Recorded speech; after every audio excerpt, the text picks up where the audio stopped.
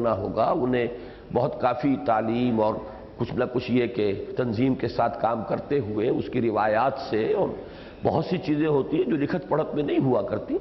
بلکہ کسی چیز میں، کسی نظم میں ان بلٹ ہوتی ہیں وہ چیزیں، وہ کچھ عرصے وہاں ساتھ کام کر کے ہی ان باتوں کا صحیح اندازہ ہوتا ہے، تو وہ تو اس کے بعد ہوں گے کارآمد۔ باقی یہ ہے کہ اصل میں تو جو ذمہ داریاں ہیں اب، کہ اس کو اگر چلتی ہوئی گاڑی بنانا ہے، اسے ایک وسعت پذیر تنظیم اور تحریک کی شکل دینی ہے، تو ایسے لوگ جو خوب سمجھ چکے بات کو، کافی عرصہ ہو گیا ہے، ان کی سٹینڈنگ ہے، اب وہ گھس گھس کرتے رہیں گے دفتروں میں بیٹھ کے، تو یہ کام کون کرے گا پھر؟ لہذا اب ہم کوشش کر رہے ہیں کہ وہ فارغ ہوں اور وہ لوگ مرکز میں جمع ہوتے چلے جائیں۔ اصل میں تو وہ ہوتی ہے مشاورت، یہ خاص وقت پر بلا لینا، ایجنڈا ہے اور اس کے لیے نوٹس دینا، یہ ایک خانہ پوری ہوتی ہے قانونی، اس کی اپنی ضرورت ہے۔ تو ہم نے یہ 3 شعبے رکھ لیے کہ ایک یہ کہ وہ مستقل اور متواتر جو مشاورت ہے، اسی کے تحت ڈے ٹو ڈے جو مسائل ہیں ان پہ مشورہ ہوتا رہے گا، فیصلہ ہوتا رہے گا۔ یہ وہی لوگ ہیں امیر تنظیم اور ان کے وہ ساتھی جو قریب میں مرکز میں موجود ہیں۔ دوسرا یہ کہ ایک متعین نمائندہ ہاؤس بھی ہوگا، 3 مہینے کے بعد ان کا اجلاس ہوگا، وہاں محاسبہ بھی اور ساری چیزوں پر نظر ثانی بھی، غور و فکر بھی، ہر چیز کی مکمل آزادی ہوگی۔ تیسرے وہ یک طرفہ سننے کے لیے کہ ہمارے اور باقی رفقا کی رائے کیا ہے، اب اس کے لیے لوگ قربانی دیں، 4 دن نکال کے آئیں اور وہ آ کر اپنی بات جو ہمیں بتانا چاہتے ہیں وہ بتائیں، وہ گویا کہ اپنی ذمہ داری ادا کر رہے ہوں گے، ہمیں اس سے خود اپنی رہنمائی کے لیے استفادہ کرنا ہے۔ یہ اللہ کا شکر ہے کہ ہمارا یہ نظام اس سال چلا ہے، اس کو ہم نے توسیعی مشاورت کا نام دیا، جو تیسرا ہے یہ، اور اس کا اجلاس ہم نے اس سال کیا ہے، اللہ کا شکر ہے، اگرچہ ہمارے رفقا میں ابھی اس کی طرف اتنی توجہ نہیں ہوئی، اور اسی کا منظر یہ ہے کہ چونکہ ذہن میں یہ بات نہیں بیٹھی ہوئی ہے کہ کون سی بات کہاں کرنے کی ہے، اور اس کے لیے صحیح اب ہم نے ایک نظام بنا لیا ہے، تو نتیجہ یہ نکلتا ہے کہ صحیح بات غلط جگہ پر ہو جائے، حالانکہ صحیح جگہ کو صحیح بات کو صحیح جگہ پر بھی ہونا چاہیے۔ بہرحال اس کی ہماری جو ہے انشاءاللہ تربیت ہو جائے گی، کیونکہ ہم نے یہ سارا نظام ایوالو کیا ہے، کافی ہمیں وقت لگا ہے ان چیزوں کے بارے میں غور و فکر کر کے۔ ایک نیا پیٹرن تھا کہ ہے بھی بیعت، لیکن یہ کہ پھر کچھ تقاضے جو ہیں مشاورت کے بھی، کچھ لوگوں کی پارٹیسپیشن کے، انہیں بھی احساس ہو کہ ہماری بھی کوئی رائے ہوتی ہے، ہم بھی کوئی بات کرتے ہیں اور ہماری بات بھی سنی جاتی ہے۔ یہ ساری چیزیں جو اس کے بغیر تنظیم چلتی نہیں ہے، تو وہ سارے تقاضے پورے کرنے کے لیے ہم نے الحمدللہ اب جو بھی یہ نظام ایوالو کیا ہے، اب یہ انشاءاللہ جلدی، جیسا کہ میں نے عرض کیا، آپ لوگ دعا کریں تو یہ سارے چیزوں کو ہم مرتب کر کے ایک کتابچے کی شکل میں جمع کر لیں گے۔ اب یہ آپ میثاق سن 89 کا پرچہ نکال لیجئے، صفحہ 11۔ اصل میں تو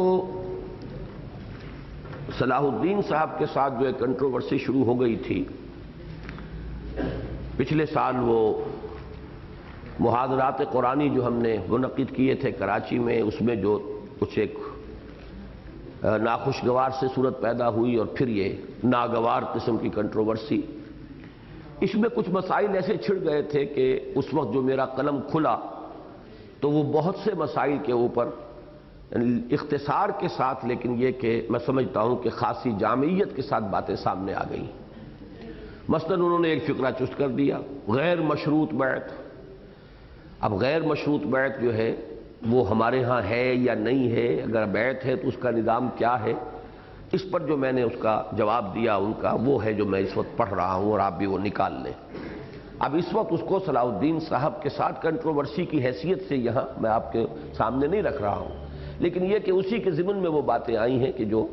یعنی جامعیت کے ساتھ آ گئی ہے، اختصار کے ساتھ، تو اس حوالے سے ہم پڑھ رہے ہیں۔ وہ بات اب ختم ہوئی، چیپٹر کلوزڈ ہے۔ میں نے تو وہ غالباً اسی مارچ کے پرچے کے بعد پھر کوئی حرف لکھا نہیں، کبھی ان کا تذکرہ کیا نہیں، اس لیے کہ وہ بات انہوں نے اختیار نہیں کی کہ صاف تسلیم کر لیتے کہ میں نے زیادتی کی ہے، آئیں بائیں کرتے رہے، ادھر ادھر کی باتیں لمبی بحثیں چھیڑتے رہے۔ میرا تو صرف ایک سوال تھا کہ میں نے کہاں جواز کا فتویٰ دیا ہے عورت کی سربراہی کا، مجھے بتائیں آپ، اور آپ نے مجھ پر الزام لگا دیا کہ جواز کا فتویٰ دے دیا اور سارے حدود و قیود ساقط کر دی۔ کہ کہاں، یہ تہمت ہے بہت بڑی۔ جب ایک لفظ میں کہہ دیجئے غلطی ہوئی، معذرت میں کرتا ہوں، تو بات ختم ہو جائے گی، ورنہ یہ ہے کہ ہم تو اس بحث کو اپنی طرف سے یک طرفہ ختم کر رہے ہیں، لیکن اس طرح کی بات ہمیں نہیں آتی کہ صاحب میں معذرت کرتا ہوں لیکن بات تو میں نے ٹھیک کہی تھی۔ اب یہ جو انداز ہے لکھنوی انداز جو ہے گالی دینے کا، تو اللہ تعالی ہمیں اس سے بچائے۔ محترم صلاح الدین صاحب کی حالیہ تحریر کا دوسرا بڑا مغالطہ نظام بیعت سے متعلق ہے۔ اس ضمن میں اولاً تو اگر اس پر مگس کو باغ میں جانے نہ دینا کہ ناحق خون پروانے کا ہوگا کہ پھپتی نہ چست کی جائے، تو یہ عرض کروں گا کہ محترم صلاح الدین صاحب نے مجھ پر نادانستہ طور پر کفر کا فتویٰ لگا دیا ہے۔ یہ نادانستہ کا لفظ میں پہلے لے آیا ہوں، غیر شعوری طور پر کفر کا فتویٰ لگایا ہے۔ اب وہ کیسے؟ اس لیے کہ انہوں نے میری اور تنظیم اسلامی کی جانب غیر مشروط سمع و طاعت کو منسوب کر کے، واضح رہے کہ یہ الفاظ دوہرے واوین میں درج کیے گئے ہیں، یعنی یہ انہی کی کوٹیشن ہے، ان کے الفاظ ہیں جو میں یہاں پہ کوٹ کر رہا ہوں۔ غیر مشروط سمع و طاعت، یہ الفاظ منسوب کر کے کبرت کلمۃ تخرج من افواہہم یقولون الا کذبا کے مصداق بہت بڑا افتراء اور عظیم تہمت تراشی کی ہے۔ اگرچہ یہ سب کچھ ہوا ہے کچھ اسلامی اصطلاحات سے ناواقفیت کی بنا پر، اور کچھ اسی کیفیت کے زیر اثر جس کا ذکر اس حدیث نبوی میں ہے جس کا حوالہ گزشتہ ماہ کے تذکرہ اور تبصرہ میں آ چکا ہے، یعنی تمہارا کسی چیز سے محبت کرنا تمہیں اندھا اور بہرا بنا دیتا ہے۔ اندھے بہرے ہو کر حملہ کر رہے ہیں، یخرون علیہا صما وعمیانا۔ ورنہ یہ بات محترم صلاح الدین صاحب کے علم سے باہر نہیں ہو سکتی کہ اسلام کے اساسی عقیدے یعنی توحید کی روح سے مطلق اور غیر مشروط اطاعت صرف اللہ تعالیٰ یا اس کے نمائندے کی حیثیت سے اس کے کسی نبی یا رسول ہی کی ہو سکتی ہے، اور غیر مشروط سمع و طاعت کی بیعت نبی اکرم صلی اللہ علیہ وسلم کے بعد کسی کی نہیں کی جا سکتی، اور اگر کی جائے تو ایسی بیعت کرے وہ بھی، اور جس کی بیعت کی جائے وہ بھی کفر کے مرتکب ہوگی۔ اس لیے کہ اس کے صاف معنی یہ ہیں کہ جس شخص سے یہ بیعت کی گئی اسے یا تو ارباب من دون اللہ میں شامل کر لیا گیا یا بصورت دیگر نبی یا رسول تسلیم کیا گیا ہے، اعاذنا اللہ من ذالک۔ بہرحال مدیر تکبیر اور انہی کے مانند مغالطوں میں مبتلا دوسرے حضرات نوٹ فرما لیں کہ تنظیم اسلامی بیعت سمع و طاعت فی المعروف یعنی کتاب و سنت کے نصوص کے اس دائرے کے اندر سمع و طاعت کے معاہدے پر قائم کی گئی ہے، جس کی مفصل وضاحت اوپر ہو چکی ہے۔ یہ گفتگو تفصیلاً ہو چکی ہے کہ اسلامی ریاست میں بھی جو لیجسلیٹو اتھارٹی پارلیمنٹ کے پاس ہوگی، قانون سازی کا وہ دائرہ محدود ہوگا کتاب و سنت کے حدود کے اندر۔ اس سے آزاد ہو کر قانون سازی کا مطلب یہ ہے کہ عوامی حاکمیت آ گئی، عوامی حاکمیت آ گئی تو کفر ہو گیا، شرک ہو گیا۔ ہاں، اللہ اور اس کے رسول کے احکام کے دائرے کے اندر قانون سازی، یہ نہ کفر ہے نہ شرک ہے، یہ بالکل اسلامی جمہوریت کا جب بھی نظام ہوگا، اسلامی ریاست بنے گی تو یہ تو ہوگا۔ اس پیج در پیج مغالطے کی ایک دوسری کڑی یہ ہے کہ فلسفہ بیعت آزادی اظہار اور آزادی اختلاف رائے کو لوہے کے دانتوں سے پکڑ لیتی ہے۔ یہ بھی ان کے الفاظ ہیں کہ بیعت کا نظام آیا اور آزادی اظہار اور آزادی اختلاف ختم ہو گیا۔ یہ بھی بالکل ہی بچگانہ باتیں ہیں، اور میں حیران ہوتا ہوں کہ جو لوگ اتنے اونچے منصب پر فائز ہیں، لوگوں کا ذہن بنا رہے ہیں، ہفتے وار رسالے نکال رہے ہیں، مدیر ہیں، مصنف ہیں، دین کے حقائق سے اس قدر کورے کہ بیعت کے نظام کا مطلب یہ ہے کہ اختلاف کی آزادی ختم ہو گئی۔ اب پڑھیے اس پہ میرا تبصرہ۔ یہاں مدیر تکبیر کی نادانستگی کے جوہر کچھ اور نمایاں ہو گئے۔ پہلے تو وہ نادانستہ طور پر انہوں نے ہم پر کفر کا فتویٰ لگایا، جبکہ غیر مشروط سمع و طاعت کا لفظ کہہ دیا، وہ تو کفر ہے۔ اور دوسری نادانستگی اور جوہر ابھی کھل رہے ہیں کہ جوہر کچھ مزید نمایاں ہو گئے ہیں، اس لیے کہ ان کے اس مطلق العنان بیان یعنی کیٹیگوریکل سٹیٹمنٹ کی زد ناوک نے تیرے سید نہ چھوڑا زمانے میں کے مصداق نبی اکرم صلی اللہ علیہ وسلم اور خلفائے راشدین رضوان اللہ تعالی علیہم اجمعین پر بھی پڑ رہی ہے۔ اس لیے کہ بیعت لی انہوں نے، تو اس کا مطلب اظہار رائے انہوں نے ختم کر دی، آزادی ختم کر دی۔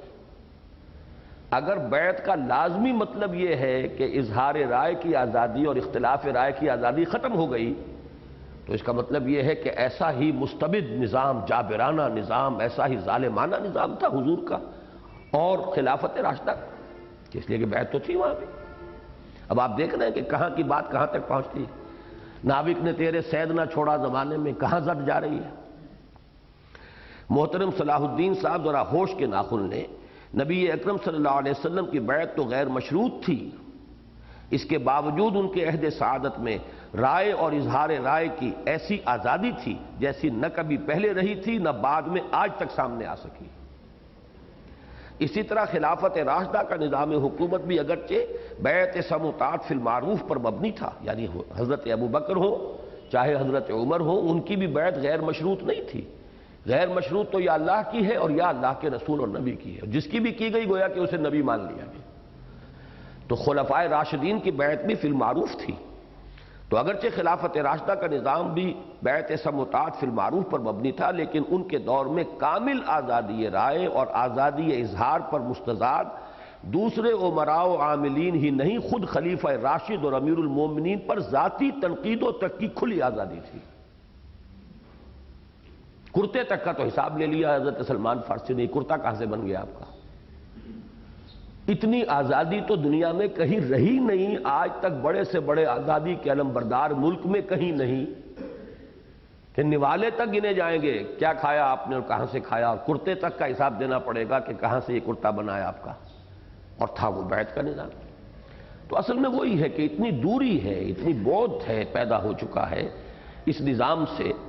کہ اس کے تمام چیزوں کو جانتے ہی نہیں، وہ تو بالکل معلوم ہوتا ہے کہ جیسے الف بیتے جو ہے وہ بھی سامنے نہیں۔ گویا کسی نظم جماعت یا ہیئت تنظیمی کا مغرب سے درآمد شدہ دستوری اور جمہوری اساس پر قائم ہونا یا بیعت کے مسنون و معصور طریقے پر مبنی ہونا ایک جداگانہ بحث ہے، اور آزادی رائے اور آزادی اظہار کا معاملہ بالکل جدا ہے، اور یہ عین ممکن ہے کہ کسی دستوری اور ظاہری طور پر جمہوری جماعت میں آزادی اظہار رائے کے پورے قانونی اور دستوری انداز ہی میں آزادی رائے کو پورے قانونی اور دستوری انداز ہی میں پابند سلاسل کر دیا جائے، بظاہر جمہوری نظر آئے، حقیقت میں اس میں آزادی اظہار آزادی رائے بالکل اس کے راستے بند کر دیے جائے، جیسے کہ جماعت اسلامی میں ہے اس وقت، چونکہ وہاں طے یہ ہوا تھا ماچھی گوٹ میں، جس کی وجہ سے ہم نکلنے پر مجبور ہوئے۔ یہی تو بات تھی کہ جو جدے میں جب گفتگو ہوئی ہے فرحت علی برنی سے، تو وہاں جب میں نے یہ بات کہی تو وہ ایسے ہو گئے ہونق جیسے کہ بالکل نئی بات سامنے آئی ہو۔ تب مجھے یہ خیال ہوا یہ چیزیں آنی چاہیے سامنے، کہ ہم نکلے نہیں تھے، ہمیں نکالا گیا زبردستی۔ وہ کیوں کہ طے یہ کر دیا کہ اختلاف رائے جس کو ہے وہ نہ جماعت کے ارکان کے اجتماع میں بات کر سکتا ہے مقامی طور پر، نہ حلقے میں، نہ اپنے رفقا سے بات کر سکتا ہے اپنے اس اختلاف رائے کے متعلق، نہ وہ لفظ کوئی لکھ سکتا ہے،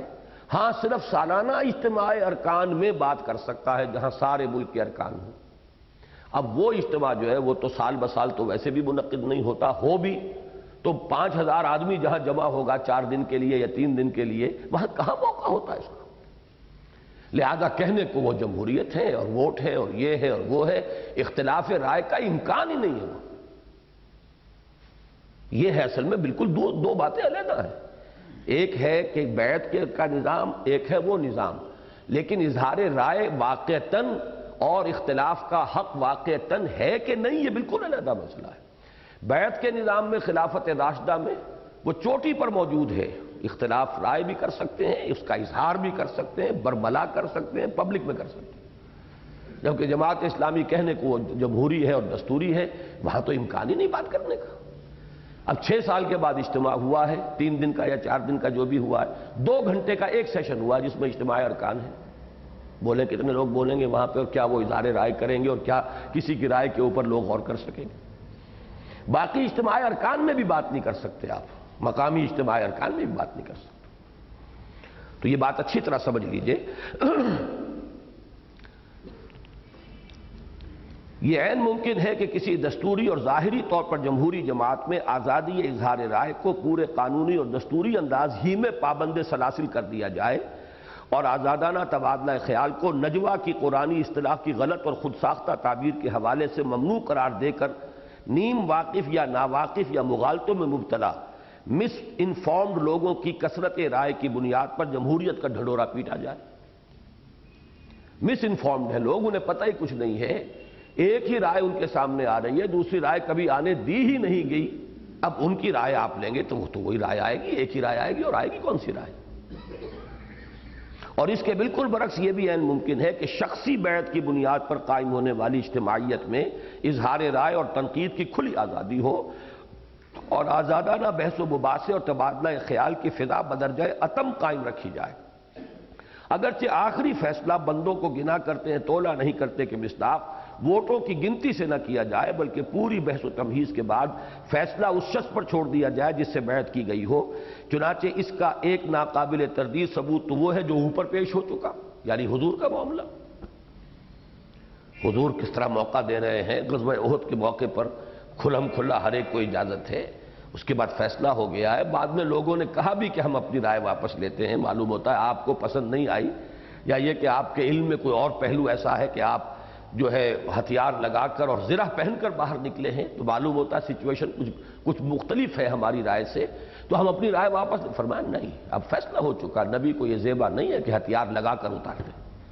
فَإِذَا عَزَمْتَ فَتَوَكَّلْ عَلَى اللَّهِ، لیکن فیصلہ حضور ہی نے کرنا ہے۔ اسی طریقے سے اس کی ایک مثال تو وہ اور صحابہ کرام کا تو ہوتا ہی تھا۔ یہ جو معاملہ پیش آیا ہے کافی عرصے تک شورا میں زیر بحث رہا ہے۔ جب عراق اور شام فتح ہو گئے اور اس کی زمینوں کا مسئلہ جو ہے، تو اکثر لوگوں کی رائے یہ تھی کہ جب غنیمت کا قانون قرآن مجید میں آ چکا ہے تو اب اس کو تقسیم کیا جائے، سوائے 1/5 رقبے کے کہ وہ بیت المال کا جو ہے وہ حصہ ہے، 4/5 جو ہے مال غنیمت کے طور پر مجاہدین میں تقسیم کیا جائے۔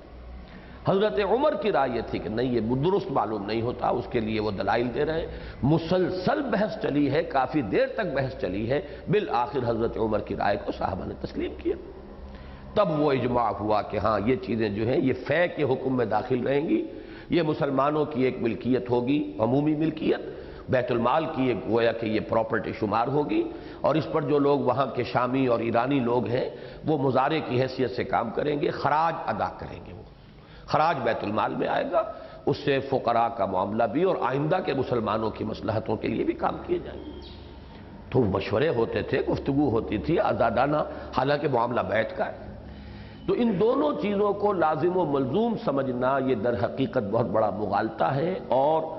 در حقیقت اسی وجہ سے لوگوں کے ذہن میں نہیں ہے کہ بہت عرصے سے یہ متروک العمل شے ہے، تو آنکھ ہو جل پہاڑ ہو جل۔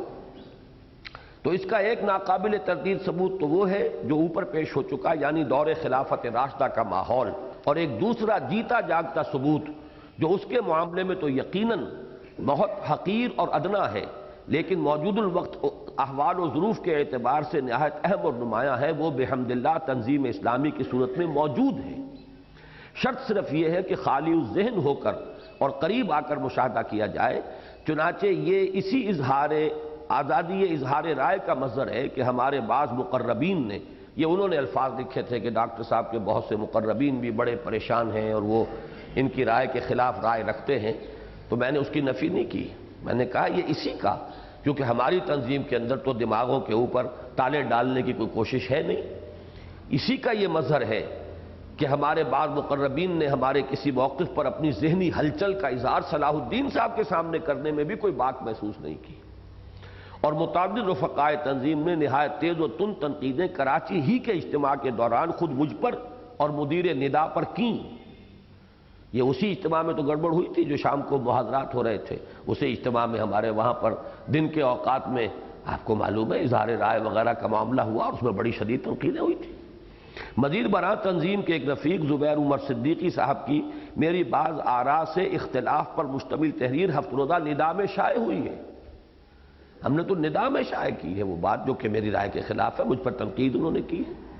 حالانکہ ندا ہمارا پرچہ ہے، اقتدار کی رائے کے خلاف ہے، لیکن اس کے اندر ہمارے رفیق کی بات شائع ہوئی ہے۔ تو یہ در حقیقت یہ خود ہم نے الحمدللہ ثم الحمدللہ ہم نے ایوالو کیا ہے یہ،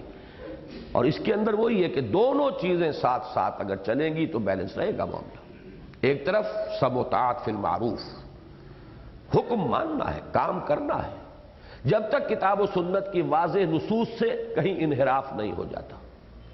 باقی اظہار رائے بھی کرنا ہے، رائے بھی دینی ہے، علی لا ننازع الامر اہلہ بھی چلے، وعلی ان نقول بالحق انما کنا لا نخاف فی اللہ لومۃ لائم، دونوں چیزیں چل رہی ہیں۔ یہ نہیں کہ کام دھیلے کا نہیں کرنا، بیٹھ گئے ہیں بالکل سست ہو کر، اب تنقید کی زبان کھولی، وہ ہاتھ تو اپنے روک لیے اور زبان کھول دی، یہ طریقہ جو ہے یہ درست نہیں ہے۔ کام کرتے جائیے، آگے بڑھتے جائیے جب تک کہ کوئی شخص یہ فیصلہ نہ کر لے کہ اب اس تنظیم یا جماعت میں شر کا پہلو غالب آ چکا ہے، میں سلام کرتا ہوں، جاتا ہوں، یہ بات دوسری ہے۔ اور اگرچہ یہ بحث محترم صلاح الدین صاحب سے تو براہ راست متعلق ہی نہیں ہے، اس لیے کہ وہ کسی جماعت یا تنظیم میں شامل ہونے کے سرے سے قائل ہی نہیں، مبادا کبھی اس سے نکلنا پڑ جائے۔ یہ بھی انہوں نے لکھا تھا کہ ہم تو کبھی شامل ہی نہیں ہوئے کہ نکلتے، لیکن یہ تو داخل ہوئے پھر نکل گئے۔ تاہم چونکہ انہوں نے ہمارے تذکرہ و تبصرہ کے اس حصے سے متعلق بحث بھی چھیڑ دی ہے جس میں تجھ سے تو کچھ کلام نہیں، یہ وہ شعر ہے، تجھ سے تو کچھ کلام نہیں لیکن ہے ندیم میرا سلام کہیو اگر نامہ بر ملے، ان سے تو کوئی کلام نہیں تھا کہ مصداق ان سے خطاب ہی نہ تھا، لہذا اس کی کسی قدر وضاحت ضروری ہو گئی ہے جس سے انشاءاللہ العزیز اقامت دین کے لیے قائم ہونے والی جماعت کے نظم کی نوعیت کے اہم لیکن مشکل مسئلے سے دلچسپی رکھنے والے تمام لوگوں کو فائدہ ہوگا۔ ہم یہ سمجھنے سے قاصد ہیں کہ محترم صلاح الدین صاحب نے کس اصول کی بنیاد پر اور کس مقصد کے تحت ہمارے ان الفاظ کو نقل کرنے کے بعد کہ جماعت اسلامی میں اظہار رائے کی آزادی ہاتھی کے ان دانتوں کے مانند ہے جو دیکھنے میں تو بہت بڑے نظر آتے ہیں لیکن کھانے کے کام نہیں آ سکتے، اس کے بعد کی پوری 16 سطروں کا اقتباس تو درج فرما دیا، لیکن پہلے کی وہ 7 سطریں درج نہ کی جن میں اس رائے کی دلیل پیش کی گئی تھی، وہ یہ تھی جو میں اب یہاں پہ کوٹ کر رہا ہوں۔ اس لیے کہ اجتماع ماچھی گوٹ فروری 1957 میں طے یہ پایا تھا کہ جو لوگ جماعت کی موجودہ پالیسی سے اختلاف رکھتے ہوں وہ اپنی رائے کا اظہار نہ تحریری طور پر کر سکتے ہیں نہ زبانی طور پر، انہیں صرف جماعت کے کل پاکستان اجتماع ارکان میں اظہار رائے کا حق حاصل ہوگا، اس کے علاوہ نہ وہ جماعت کے مقامی یا حلقہ وار اجتماعات میں اپنی رائے کا اظہار کر سکیں گے، نہ ارکان جماعت سے نجی گفتگوؤں میں، اور ارکان کے کل پاکستان اجتماع کے بارے میں نہ یہ یقینی ہوتا ہے کہ وہ کتنے وقفے کے بعد ہو سکے گا، نہ ہی اس میں کسی اختلافی نقطہ نظر کو تفصیلاً پیش کرنے کا موقع یا محل ہوتا ہے۔ بہر صورت اس موضوع پر 2 اعتبارات سے گفتگو مناسب ہے، یعنی ایک اصولی اعتبار سے اور دوسرے واقعاتی اعتبار سے۔ اب یہاں بات شروع ہو رہی ہے کہ میرا ذہن کیا تھا، جو میں نے کہا تھا کہ الحمدللہ کہ سن 72 ہی میں وہ بالکل کلیئر تھا، کرسٹل کلیئر۔ نمبر 1، اصولی اعتبار سے راقم الحروف کی رائے اب بھی وہی ہے جس کا تحریری اور اعلانیہ اظہار 17 سال قبل مرکزی انجمن خدام القرآن لاہور کی تاسیس کے موقع پر اس کے مجوزہ دستور کے مسودے کے ساتھ ہی ضروری وضاحت کے طور پر کیا گیا تھا، وہو ھذا۔ دوسرا اعتراض جو اس جمہوریت نواز بلکہ جمہوریت پرست دور میں انجمن کے مجوزہ خاکے کے بارے میں پیدا ہونا لازمی ہے، یہ ہے کہ اس میں صدر مؤسس کی حیثیت تحکمانہ ہی نہیں آمرانہ ہے۔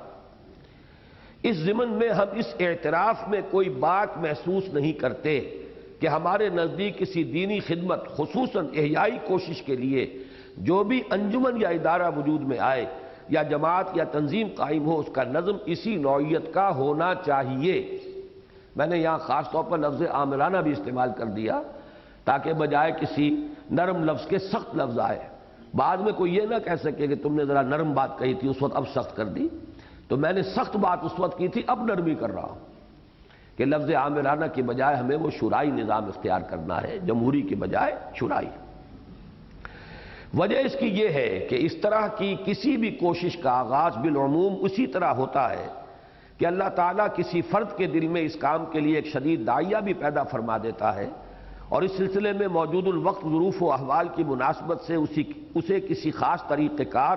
اور منہج عمل کے لیے انشراح صدر بھی عطا فرما دیتا ہے۔ تب یہ فرد اس کام کو لے کر اٹھتا ہے اور لوگوں کو اس طرف بلاتا ہے اور صلاح عام دیتا ہے کہ من انصاری اللہ، چنانچہ لوگوں کو اس کے خیالات سے جن لوگوں کو اس کے خیالات سے اتفاق اور خود اس پر شخصی اعتبار سے فی الجملہ اعتماد ہوتا ہے،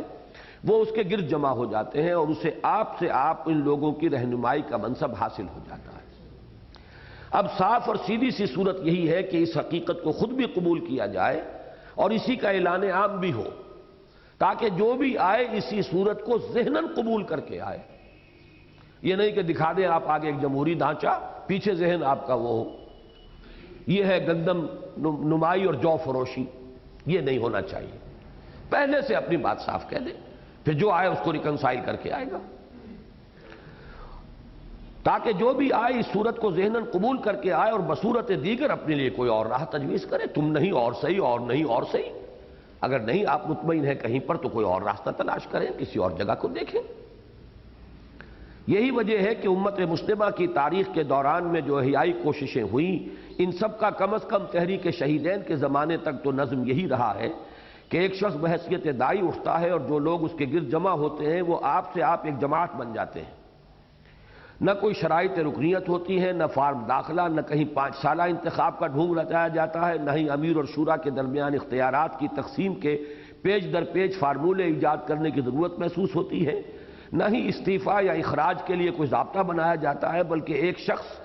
اپنے ذاتی احساس فرض کے تحت کام کا آغاز کر دیتا ہے، پھر جس کو اس کے خیالات سے اتفاق اور اس کی ذات پر اعتماد ہوتا ہے اس کا ساتھ دیتا رہتا ہے، اور جو ہی یہ دونوں یعنی اتفاق بھی اور اعتماد بھی، یہ دونوں یا ان میں سے کوئی ایک بات موجود نہیں رہتی۔ یہ شکل بھی ہو سکتی ہے کہ ہے تو اعتماد تو مجھے ہے، میں بدنیت نہیں سمجھتا، لیکن مجھے اب رائے سے اختلاف ہو گیا، یا یہ ہے کہ رائے تو صحیح ہے لیکن مجھے تو اب ان کی نیت پر بھی اعتماد نہیں۔ تو یا تو دونوں چیزیں ختم ہو جائیں یا ان میں سے ایک، یا ان میں سے کوئی ایک بات موجود نہیں رہتی۔ اس کا راستہ چھوڑ کر اپنا راستہ لیتا ہے، اور خام خواہ حل لنا من الامر من شیء، کہ ہمارے لیے بھی کوئی اختیار ہے کہ نہیں، حل لنا من الامر من شیء کے قسم کے قضیے کھڑے کرنے میں وقت ضائع نہیں کرتا۔ یہ بالکل دوسری بات ہے۔ اب یہ ہے وہ ضرورت مشاورت کہ اگر وہ داعی واقعی مخلص ہے اور خود ہی اپنے پاؤں پر کلہاڑی مارنے وَلَا تَكُونُوا كَالَّتِي نَقَضَتْ غَزْلَهَا مِن بَعْدِ قُوَّةٍ أَنْكَاثًا کا مصداق بننے کا شوقین نہیں ہے، تو اس کے لیے لازم ہے کہ جماعت میں شورائیت کا ماحول قائم رکھے تاکہ اطمینان و اعتماد کی فضا برقرار رہے۔ اس آیت کا ترجمہ تو اب آپ لوگوں کو یاد ہو گیا ہوگا، اب تو یہ یاد ہو جانی چاہیے۔ اس بڑھیا کے معنی نہ بن جاؤ جس نے خود ہی سوت جو ہے بڑی محنت سے کاٹا اور پھر ٹکڑے ٹکڑے کر دیا۔ ہم اس بات کو واضح کر دینا چاہتے ہیں کہ اس معاملے میں ہمارا ذہن بالکل یکسو ہے۔ ہم نے مجوزہ انجمن کے لیے قواعد و ضوابط کا یہ تھوڑا سا کھکیڑ بھی صرف اس لیے مول لیا ہے کہ ایک تو یہ جماعت نہیں انجمن ہے، اور دوسرے اس کی لامحالہ کچھ جائیداد بھی ہوگی، جیسے اب یہ قرآن اکیڈمی ہے، اس کی بلڈنگیں ہیں، جس کی تولیت کا معاملہ خالص قانونی ہے، اسی لیے رجسٹرڈ باڈی بنایا اس کو، ورنہ اگر خدا نے چاہا اور کسی ہمگیر دعوت کے آغاز کی توفیق بارگاہ رب العزت سے ارزانی ہوگی تو اس کا معاملہ انشاءاللہ خالصتاً سچ پر ہوگا، اس کا ذکر پر ہو چکا ہے آتن بیعت کی بنیاد پر۔ مرکزی انجمن خدام القرآن لاہور نے تعلیم و تعلم قرآن کے جس کام کو اٹھایا ہے اس کی ابتدا بھی اسی فطری نہج پر تھی کہ ایک شخص کے دل میں اس کا داعیہ پیدا ہوا اور اسے کامل انشراح ہو گیا کہ فی الوقت کرنے کا اصل کام یہی ہے، اسلام کی نشرت ثانیہ کرنے کا اصل کام ایجاست۔ چنانچہ اس نے تنہا سفر کا آغاز کر دیا، تاں کہ اب صورت یہ ہے کہ کچھ لوگوں نے اس کی نصرت پر کمر ہمت کس لی۔ اس فطری صورتحال کو صرف موجود الوقت رجحانات کے دباؤ کے تحت جمہوری رنگ دینا نہ صرف یہ کہ ایک خامخواہ کا تکلف اور تصنع ہے، بلکہ خدشہ یہ ہے کہ اس طرح تمام وقت قواعد کی خانہ پوری اور حدود و اختیارات کی رسہ کشی کے نظر ہو کے رہ جائے گا اور کام کچھ بھی نہ ہو سکے گا۔ بنا بری ہم نے وہی راستہ اختیار کیا ہے جو مبیق واقعہ بھی ہے اور کام کی مقدار اور رفتار کے اعتبار سے موری۔ اللہ تعالی ہمیں خلوص و اخلاص کی دولت عطا فرمائے اور ہمیں اپنے دین کی العموم اور اپنی کتاب عزیز کی بالخصوص خدمت کی توفیق فرمائے۔ یہ ہے سن 72 کی میری تحریر جو انجمن کے دستور مجوزہ دستور کے ساتھ ہی یہ شائع کر دی گئی تھی میثاق کے اندر۔ اور اس کا ایک لطیفہ اب آپ اور سن لیں کہ جب اس کی رجسٹریشن کے لیے جب ہم نے اس کو بنا لیا انجمن کو تو جو دستور چھاپا اس میں بھی یہ چیز چھاپ دی تھی ساتھ ہی۔ رجسٹریشن کے لیے ہمارے ایک ساتھی جو تھے فاؤنڈر ممبرز میں سے، وہ وکیل ہیں خود، وہ گئے رجسٹرار کے پاس تو اس نے پڑھ کر کہا یہ کیسے رجسٹر کر سکتا ہوں میں، اس میں تو ایک شخص کی اتھارٹی ہے، ویٹو ہے۔ تو انہوں نے کہا ذرا یہ پڑھ لیجئے ساتھ جو وضاحت لکھی ہوئی ہے۔ تو انہوں نے پڑھ کر کہا کہ بات تو ٹھیک کہی ہے اور رجسٹر کر دیا۔ تو دلیل اس کو انہیں بھی محسوس ہوا تھا کہ بھلا ایک شخص کا ویٹو ہے اور ایسی انجمن جو ہے اس کو ہم کیسے رجسٹر کر دیں، لیکن اس تحریر کو پڑھ کر وہ قائل ہوا کہ واقعتاً بات صحیح ہے۔ الحمدللہ، اب یہ بات میں لکھ رہا ہوں سن 89 میں، الحمدللہ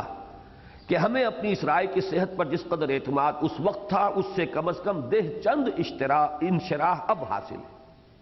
کم سے کم 10 گنا انشراح ہے، اس لیے کہ ہمارے نزدیک یہی طریقہ معقول اور منطقی بھی ہے، سادہ اور فطری بھی، اور سب سے بڑھ کر یہ کہ مسنون و معصور بھی ہے، بلکہ منصوص بھی۔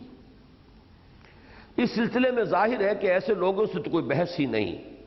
جو یا تو اقامت دین اور غلبہ اسلام کی جد و جہد کو دینی فریضہ ہی نہیں سمجھتے۔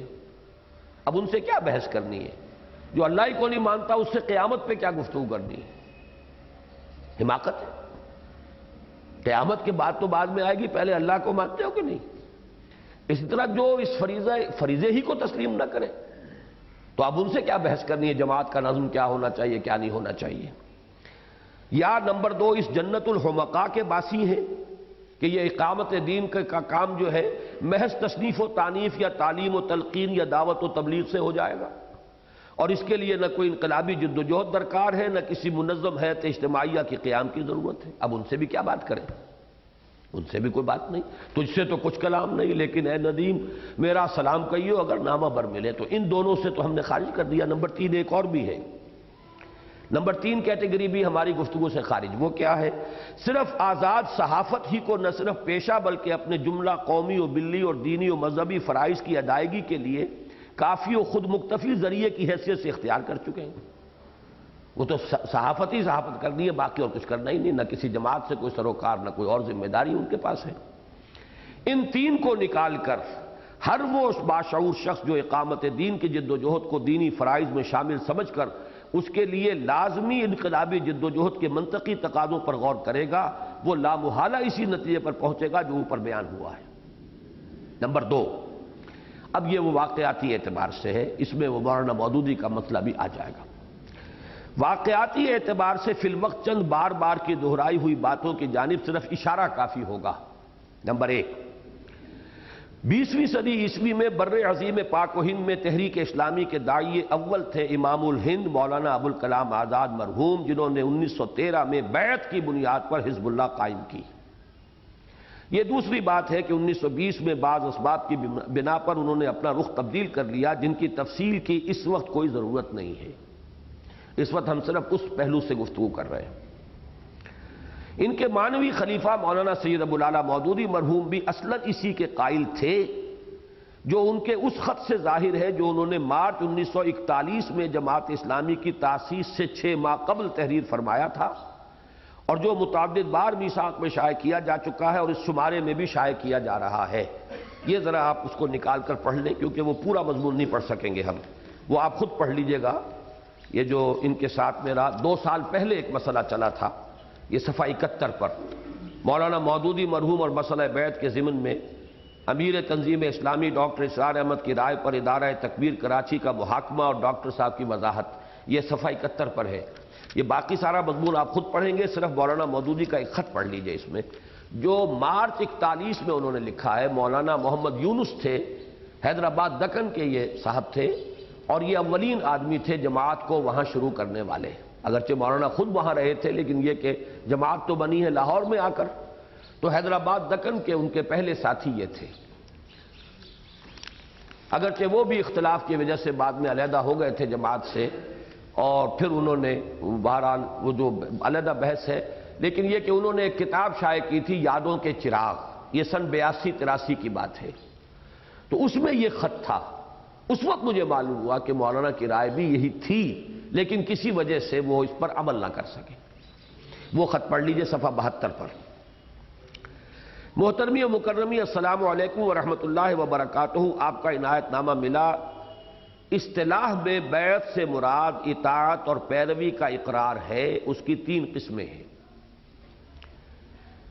نمبر 1، وہ بیعت جو کسی خاص موقع پر کسی خاص معاملے کے لیے ہوئی ہو، جیسے بیعت رضوان تھی کہ حضرت عثمان کی شہادت کی افواہ سن کر حضور نے اہل مکہ سے جنگ کا ارادہ فرمایا، اور اس وقت صحابہ کرام سے اس امر پر بیعت لی کہ وہ پیش آمدہ مہم میں آپ کے ساتھ جاں فروشی کریں گے۔ نمبر 2، دوسری وہ بیعت جو تزکیہ نفس اور اصلاح اخلاق و روحانیت کی نیت سے ایک مرشد و معلم اس شخص سے لیتا ہے جو اس کے پاس تربیت حاصل کرنے کے لیے آئے۔ یہ وہ بیعت تھی جو بالعموم اس شخص کو کرنی پڑتی تھی جو نبی کریم صلی اللہ علیہ وسلم کے ہاتھ پر ایمان لاتا تھا۔ آپ اس سے اقرار کراتے تھے کہ شرک، زنا، چوری وغیرہ سے پرہیز کرے گا اور جو احکام اللہ تعالیٰ کی طرف سے آپ پہنچائیں گے ان کی اطاعت کرے گا۔ اس بیعت لینے کا حق یا تو نبی کو پہنچتا ہے یا اس شخص کو جو نبی کے طریق پر ہو، یعنی طریقہ نبوی کا صحیح علم بھی رکھتا ہو اور اس پر خود بھی عامل ہو اور بیعت لینے سے اصلاح و ارشاد کے سوا قطعاً کوئی دوسری نیت نہ رکھتا ہو، کوئی مالی مفاد، کوئی چودراہٹ، کوئی اور نہ ہو پیش نظر۔ یہ بیعت سلوک و ارشاد ہو گئی۔ اب ہے تیسری بیعت۔ اب اندازہ کیجئے اس وقت وہ جماعت کے بارے میں سوچ رہے ہیں، مارچ 41 اور غالباً ستمبر 41 میں یہ جماعت قائم ہوئی ہے۔ تیسری بیعت وہ ہے جو اسلامی جماعت کے امیر یا امام کے ہاتھ پر کی جاتی ہے۔ میں نے جو آگے وضاحت کی ہے کہ یہاں مولانا نے دو بیعتوں کو جمع کر دیا۔ امام ہوتا ہے حکومت کا امام اور امیر ہوتا ہے جماعت کا، عام طور پر یہاں دونوں الفاظ ایڈ کر دیے ہیں۔ اور وہی بات میں کہتا ہوں کہ اگر اسلامی حکومت قائم ہے تو اس کے امام کے ہاتھ پر بیعت، اور اگر نہیں ہے تو جماعت بنائیے اس کے امیر کے ہاتھ پر بیعت۔ دونوں میں سے ایک شکل، ایک ہی صورت لازمن ہوگی۔ تیسری بیعت وہ ہے جو اسلامی جماعت کے امیر یا امام کے ہاتھ پر کی جاتی ہے۔ اس کی نوعیت یہ ہے کہ جب تک امیر یا امام اللہ اور اس کے رسول کا مطیع ہے اس وقت تک جماعت کے تمام ارکان پر اس کی اطاعت فرض ہے۔ من مات ولیس فی عنقہ بیعۃ، یہ وہ حدیث آ گئی، جو مسلمان مرا اس حال میں کہ اس کی گردن میں بیعت کا قلادہ نہیں تھا، فقد مات میتۃ جاہلیہ، وہ جاہلیت کی موت مرا۔ اور دوسری تمام احادیث میں جس بیعت کی اہمیت پر زور دیا گیا ہے ان سے مراد یہ تیسری بیعت ہے، کیونکہ اس پر اسلامی جماعت کی زندگی اور اس کے نظام کا قیام منحصر ہے۔ اس سے الگ ہونے یا الگ رہنے کے معنی یہ ہے کہ نبی صلی اللہ علیہ وسلم جس کام کے لیے تشریف لائے تھے اور جس امر عظیم کا بار آپ امت پر چھوڑ گئے ہیں اس کو نقصان پہنچایا جائے یا ختم کر دیا جائے۔ یہ ہے ذہن مولانا کا مارچ 1941 میں۔ باقی پورا اب یہ میں خط نہیں پڑھ رہا۔ ایک اور خط پھر 1.5 سال بعد کا ہے، اس کے اندر مولانا نے کچھ بات کو گول مول کیا ہے، اس لیے کہ ان دونوں کے درمیان جماعت قائم ہو گئی تھی ستمبر سن 41 میں، اور اس میں وہ کسی وجہ سے بیعت کا نظام اختیار نہیں کر سکے، لہذا پھر دوسرے خط کے اندر کچھ بات تھوڑی سی مختلف ہوئی ہے، لیکن وہ بھی میں نے تجزیہ کر کے ثابت کر دیا ہے۔ مدیر تکبیر نے اس وقت بھی 2 سال 2.5 سال پہلے بھی یہ زیادتی میرے ساتھ کی تھی کہ مجھ پر ایک الزام لگایا، لیکن جب میں نے وضاحت کے لیے یہ مضمون لکھ کر بھیجا تو اسے شائع نہیں کیا۔ اب واپس آ جائیے صفحہ 17 پر۔ تو یہ ہے کہ ان کے معنوی خلیفہ نمبر 2 مولانا سید ابو الاعلیٰ مودودی مرحوم بھی اصلاً اسی کے قائل تھے، جو ان کے اس خط سے ظاہر ہے جو انہوں نے مارچ 1941 میں جماعت اسلامی کی تاسیس سے 6 ماہ قبل تحریر فرمایا تھا۔ نمبر 3، البتہ جماعت اسلامی کی تاسیس کے موقع پر بعض اسباب کی بنا پر جن کی تفصیل میں جانا اس وقت ضروری نہیں ہے، مولانا مودودی نے جماعت کے لیے عملاً ایک دستوری حیثیت اختیار کی، لیکن ان کا مستقل موقف ہمیشہ یہ رہا کہ امیر جماعت کو شورا کی اکثریت کے مقابلے میں حق استرداد یعنی ویٹو حاصل ہونا چاہیے، جس کو اگر بالفعل اختیار کر لیا جاتا تو صورت دستوری بیعت ہی کی بن جاتی۔ یہ میں نے آج صبح لفظ استعمال کیا تھا، بیعت دستوری بھی ہو سکتی ہے۔ باقی سارا ڈھانچہ آپ بنائے نیچے سے جمہوری اور اوپر جو ایک شخص کو ویٹو کا اختیار دے دیں تو وہی بیعت ہو گئی، پھر کسر کیا رہ گئی؟ اس کو دستوری بیعت کہا جائے گا۔ ایک یہ ہے کہ جس میں ایسی کوئی بات طے نہیں ہے، براہ راست شخصی بیعت ہے۔ ایک یہ کہ دستور تو آپ نے بنایا ہے، لیکن یہ کہ اس دستور میں ٹاپ پر جو آدمی ہے اس کو ویٹو کا حق دے دیا ہے تو پھر ٹھیک ہے، پھر تو وہی بیعت کا جو اصل نظام کا وہ تقاضا تھا وہ پورا ہوتا ہے۔ لیکن مولانا امین احسن اصلاحی کی شدید مخالفت و مزاحمت کے باعث ایسا نہ ہوا، بلکہ عملاً صورت یہ رہی کہ دستوری اور قانونی طور پر تو جماعت میں امیر جماعت اور شورا کے مابین اختیارات کی تقسیم کے لیے پیچ در پیچ فارمولہ زینت آئین بنا رہا، لیکن عملاً مولانا مودودی جماعت کی پالیسی کو اپنی ثوابدید کے مطابق چلاتے رہے، جس پر شورا کو اکثر و بیشتر صرف اس لیے صاد کرنا پڑتا تھا کہ امیر جماعت پبلک میں ایک موقف اختیار کر چکے ہیں۔ نمبر 4، جماعت کی پوری تاریخ میں صرف ایک بار دسمبر سن 56 میں جماعت اسلامی کی مرکزی مجلس شورا نے اپنے موقف پر اصرار کیا، تو یہی بات نقض غزل یعنی جماعت کی پوری عمارت میں ایک زبردست توڑ پھوڑ کا سبب بن گئی۔ جس کے حقائق و واقعات کو افادہ عوام کے لیے منظر عام پر لانے کا فیصلہ کر لیا گیا ہے۔ اگرچہ گزشتہ پرچے کے اعلان کے مطابق اسے میثاق میں بالاقساط نہیں شائع کیا جا رہا، بلکہ ان قریب یکجا کتابی صورت میں شائع کر دیا جائے گا، تاکہ وہ تلخ بلکہ گھناؤنے واقعات صرف انہی لوگوں کے علم میں آئیں جو علمی اور تحقیقی دلچسپی رکھتے ہوں، اور ان کی روشنی میں اقامت دین کے قائم ہونے والی جماعت کی حیثیت تنظیمی کے مسئلے میں آئندہ کے لیے رہنمائی اخذ کرنا چاہیں۔ یہ تھا وہ فیصلہ جس کو میں نے یہاں بھی تسلیم کیا ہے، لیکن جیسا کہ میں نے عرض کیا اس کے بعد صورت بدل گئی جب آئین نے اس مسئلے کو اب چھیڑ دیا اور اس میں غلط توڑ مروڑ کر حقائق پیش کیے جا رہے ہیں اور ہم پر حملے کیے گئے ہیں، تو اب صورت بدل گئی۔ نمبر 5، فروری 1957 میں ماچھی گوٹ کے اجتماع میں مولانا مودودی نے ارکان جماعت سے جو بالواسطہ اختیار یعنی مینڈیٹ حاصل کیا تھا،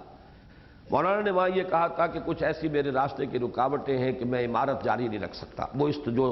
آپ نے پڑھی ہے جو تقریر، وہ اس کے حوالے سے بات سمجھ میں آ گئی آپ کے۔ لہذا ایسا کیجئے کہ دو آدمی ہر حلقے سے منتخب ہو جائیں، سب کے سامنے بھی وہ معاملہ جو ہے اچھا نہیں ہے، تو میں ان کے سامنے نمائندے ہوں گے حلقوں کے، ان کے سامنے اپنی بات رکھوں گا، پھر اگر وہ